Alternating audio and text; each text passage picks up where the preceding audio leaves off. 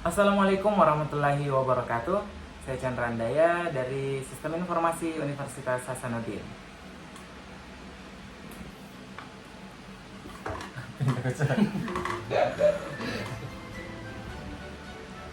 Hai teman-teman, gimana kabarnya hari ini? Semoga semuanya sehat dan semangat.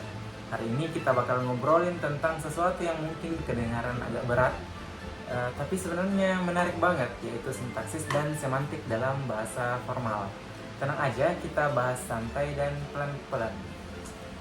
Jadi bahasa formal itu sederhananya adalah sistem aturan kayak bahasa khusus yang dipakai dalam logika dan ilmu komputer.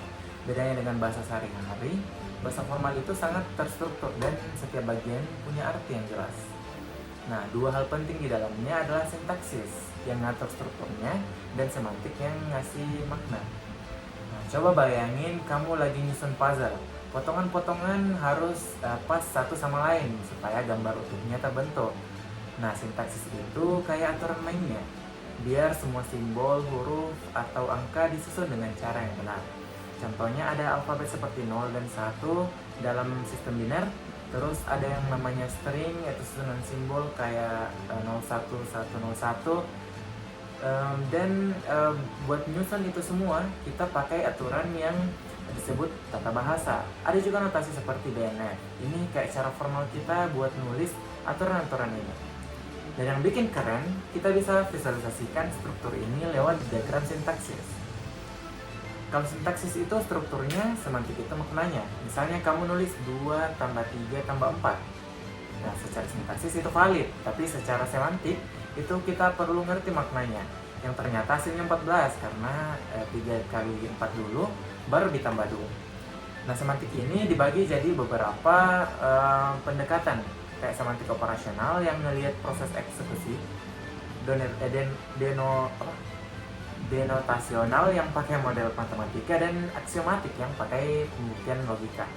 Nah, semua pendekatan itu punya cara sendiri buat kasih makna ke ekspresi yang valid secara struktur. Teman-teman, yang perlu kita ingat, sintaksis dan semantik itu saling melengkapi. Struktur yang bagus belum tentu bermakna kalau nggak ditafsirkan dengan benar. Pernah nemu kode program yang bisa dikompilasi tapi pas dijalankan malah error. Nah, itu artinya secara sintaksis oke, tapi secara semantik ada yang salah. Kayak salah tipe data atau logikanya kurang tepat. Makanya penting buat kita ngerti dua-duanya. Apalagi kalau kamu tertarik mendalami dunia pemrograman atau pengembangan sistem. Nah, kita lanjut ya. Mungkin kamu bertanya-tanya, terus ini semua dipakainya di mana sih? Jawabannya, di hampir semua hal yang berkaitan sama pemrograman.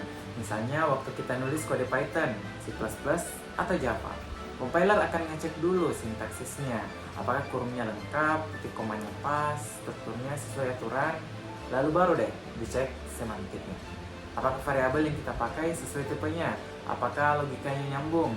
Jadi proses kompilasi itu ibarat punya dua mata, satu buat lihat struktur dan satu lagi buat lihat makna. Dan keduanya harus sinkron biar program bisa jalan lancar.